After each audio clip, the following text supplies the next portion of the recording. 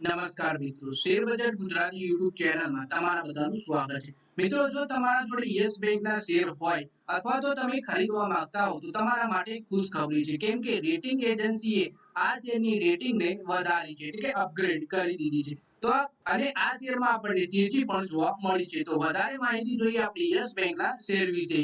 તો મિત્રો, વાત કરીએ આપણે પ્રાઇવેટ સેક્ટરની બેંક યસ બેંકના શેરોમાં શેરધારકો માટે એક સારી ખબર છે. ક્રેડિટ રેટિંગ એજન્સી ક્રિસિલે યસ બેંકના શેરની ટિયર 2 બોન્ડ્સના અને ઇન્ફ્રાસ્ટ્રક્ચર બોન્ડ્સ માટે લાંબા ગાળાની રેટિંગને અપગ્રેડ કરી દીધી છે. ક્રિસિલે યસ બેંકની આ રેટિંગને એ પોઝિટિવથી વધારી એ પોઝિટિવ સ્ટેબલ કરી દીધી છે. રેટિંગ એજન્સી બેંકના સર્ટિફિકેટ ઓફ ડિપોઝિટ પર નાના ગાળાની રેટિંગને પણ A+, A1+ પર ફરીથી વિશ્વાસ દર્શાવ્યો છે. એટલે કે રેટિંગ એજન્સીએ એ પોઝિટિવ રેટિંગથી એ પોઝિટિવ સ્ટેબલ રેટિંગ કરી દીધી છે.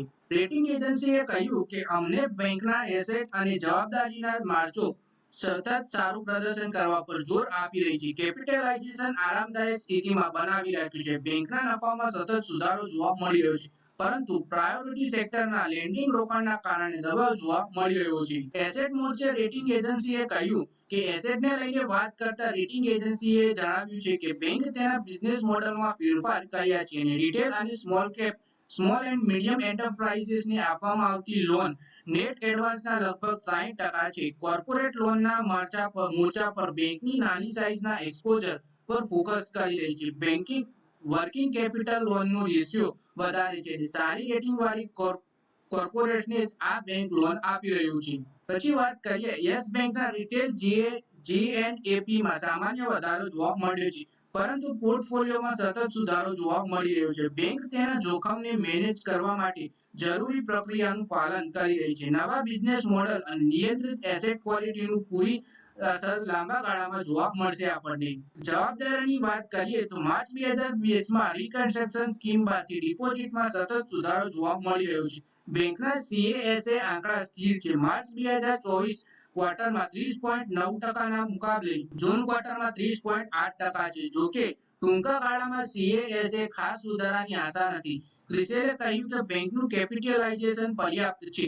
ઇન્ટરનલ એક્રુલ 13.3%ના CET1 રેશિયો છે અને 16.5%ના કેપિટલ એડવેક્સીની રેશિયોથી તેને સપોર્ટ મળી રહ્યો છે. 2845 કરોડ રૂપિયા શેર વોરંટ એક્સરસાઇઝ બાદ બેંકના કેપિટલ પોઝિશનમાં સુધારો જોવા મળ્યો છે. પછી વાત કરીએ કે યસ બેંક એક ખાનગી ક્ષેત્રની બેંક છે, જેની કુલ સંપત્તિ 4,07,697 કરોડ રૂપિયા છે. 30 જૂન સુધીમાં બેંકની કુલ એડવાન્સીસ 2,26,176 કરોડ રૂપિયા હતી. દેશભરમાં કુલ 1232 શાખાઓ છે. જૂન ક્વાર્ટરમાં બેંકનો નફો 502 કરોડ અને વેચની આવક 3.443 કરોડ રૂપિયા હતી. તો મિત્રો, આ વિડીયોમાં વાત કરી આપણે યસ બેંકના શેર વિશે, જેમાં બેંકની રેટિંગ એજન્સીએ રેટિંગ વધારવાથી શેરમાં સારી તેજી જોવા મળી રહી છે. તો મિત્રો, આ વિડીયોમાં બસ આટલું જ. હવે મળીએ આવનારા વિડીયોમાં. ત્યાં સુધી વિડીયોમાં લાઈક કરો, કોમેન્ટ કરો અને વિડીયો પોતાના મિત્રો સાથે ફેસબુક, ઇન્સ્ટાગ્રામ, વોટ્સએપ બધી જગ્યાએ શેર કરો.